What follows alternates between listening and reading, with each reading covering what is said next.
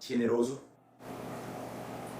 Os depoimentos sobre o impacto do crime que ouvi hoje e que estavam anexadas ao relatório de investigação pré-sentencial contam uma história diferente.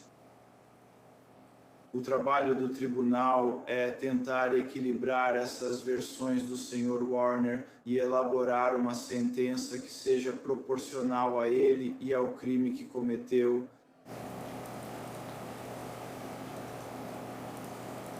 Obviamente, o homicídio está entre os crimes mais graves com os quais lidamos, e a maioria diria que é o crime mais grave.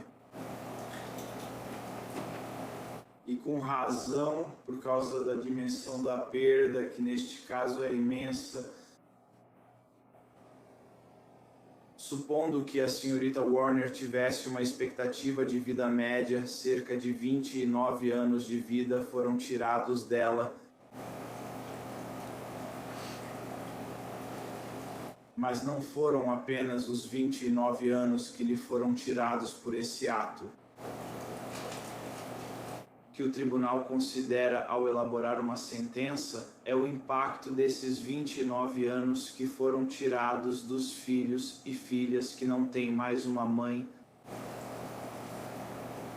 29 anos que foram tirados dos netos e netas que não têm mais uma avó. Em alguns casos, nunca vão conhecer a avó. 29 anos de irmão que não tem irmã. 29 anos tirados de tias, tios e primos. Sobrinhas, sobrinhos. E 29 anos tirados de amigos, que ao que tudo indica eram muitos. De impacto particular são os 29 anos tirados da filha que você e a senhora Warner tiveram juntos. Em uma idade tão tenra e impressionável, para preservar a privacidade dela, não detalharei os impactos que essa tragédia impôs a ela, dos quais eu tenho conhecimento. Basta dizer que li a carta do Dr. Henry. E isso pesa muito na minha decisão ao determinar uma sentença que se adeque ao crime e ao réu. Uma sentença favorável. A manipulação desse relacionamento, que ela foi levada a duvidar do amor de sua mãe por ela. É um dano inconcebível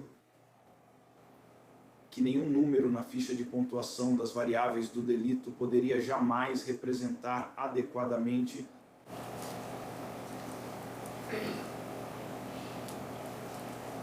Havia várias declarações nas cartas que recebi sobre encerrar o capítulo, começar a se curar e seguir em frente após essa tragédia.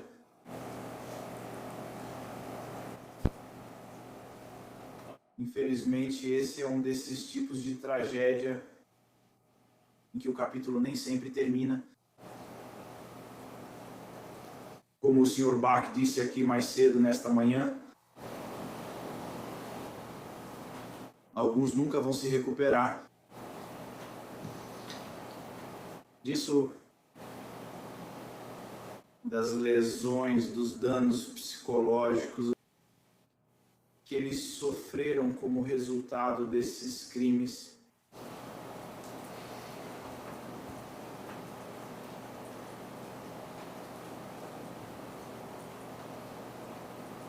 O tribunal é obrigado a impor penas concomitantes, ou seja, cumpridas ao mesmo tempo, a menos que haja autorização legal para impor uma pena consecutiva. A lei sobre manipulação de provas, neste caso, MCL 750.483, a prevê que o tribunal pode, ou seja, tem discricionariedade para ordenar uma sentença consecutiva, neste caso por essa acusação. E quando considero se é apropriado que o tribunal exerça sua discricionariedade ao determinar uma pena concomitante ou consecutiva, primeiro penso sobre o que constitui manipulação de provas ou o que pode constituir manipulação de provas, e isso abrange uma ampla variedade de ações. Manipulação de provas, em alguns casos, pode significar triturar um documento ou jogar drogas no vaso sanitário ou qualquer coisa feita, por menor que seja, para ocultar a evidência de um crime. Neste caso, o Sr. Warner soldou o corpo falecido de sua esposa em um tanque de fertilizante, onde permaneceu por mais de 3 anos. Então, analisando esse espectro, estamos no extremo mais hediondo do espectro das ações que podem constituir adulteração de provas. Eu também observo o sofrimento emocional severo que foi causado por essa adulteração de provas. Embora o OV4 seja pontuado para esse crime, ele não leva suficientemente em consideração o alcance ou a intensidade dos impactos psicológicos da infração. Neste caso, os entes queridos e amigos da Sra. Warner foram privados por mais de 3 anos da oportunidade de realmente sofrer e lamentar sua perda. Eles faziam de tudo para procurá-la, mantendo uma pequena esperança de que ainda estivesse viva.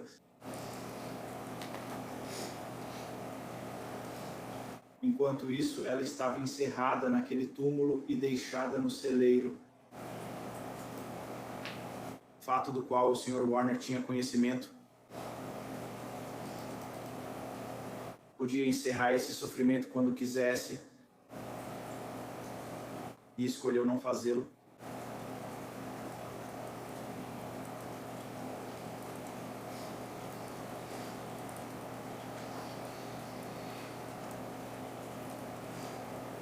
Embora certamente não tão significativo quanto isso, também analiso os recursos públicos e privados que foram necessários para descobrir o crime como resultado da adulteração que ocorreu.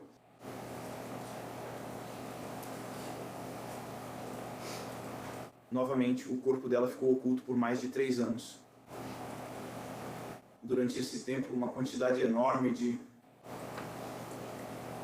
foram mobilizados recursos públicos e privados para tentar encontrá-la.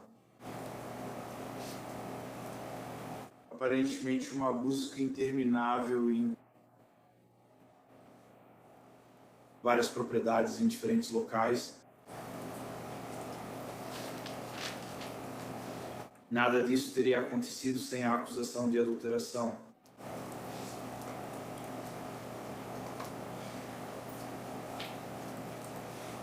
E então, ao considerar esses fatores,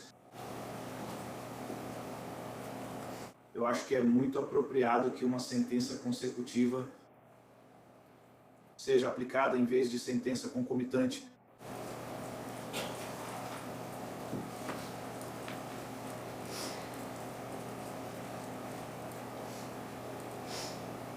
Se não fosse imposta uma sentença consecutiva nessas circunstâncias, eu não sei quando isso seria apropriado.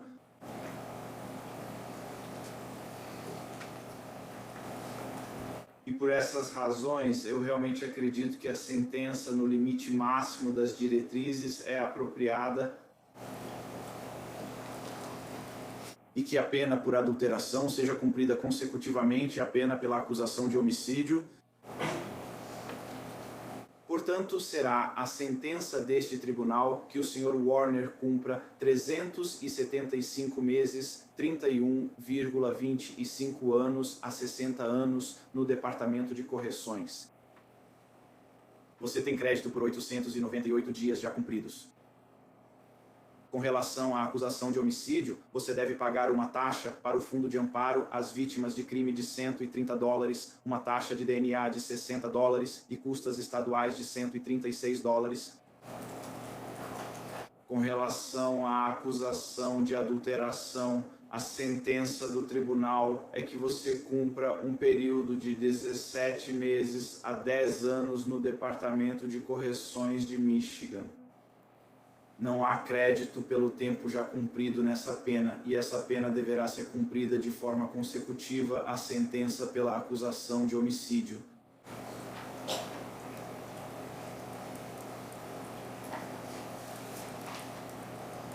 O senhor tem o direito, Sr. Warner, de solicitar um recurso contra sua condenação e sentença e de pedir a nomeação de um advogado para auxiliá-lo com isso. O oficial de justiça entregará 3 vias do formulário de aviso do direito de recurso e de pedido de nomeação de advogado. Esse formulário vai pedir que o senhor assine a primeira via e devolvê-la ao oficial de justiça, confirmando o recebimento das cópias.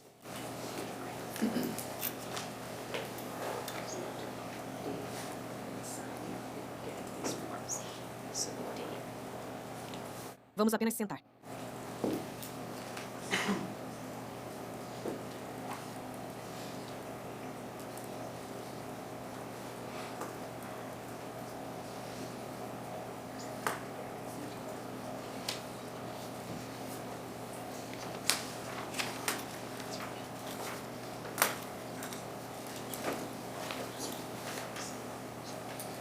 O registro deve mostrar que possui uma cópia assinada do formulário de notificação do direito de recurso para o Sr. Warner e estou arquivando.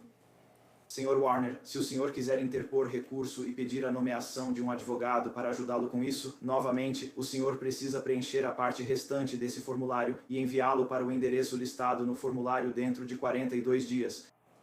Ou, se o senhor já souber que deseja preencher isso agora, nós lhe daremos a oportunidade de preencher agora e devolver ao tribunal antes de sair do fórum esta manhã. Há mais algum assunto para a ata? Caso não, permita-me assegurar ao senhor. Não, obrigada, meritíssima. Não, obrigada, meritíssima. Obrigado. A sessão será suspensa. Todos de pé.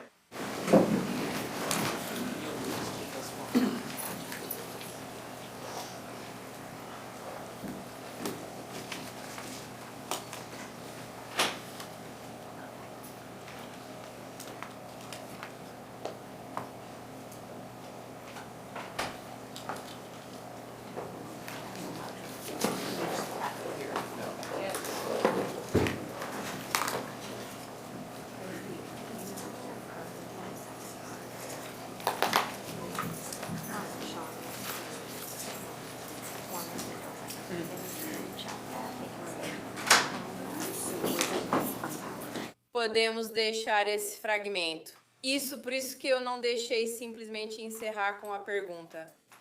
Só me avise, mas acabou de ser excluído. Obrigado.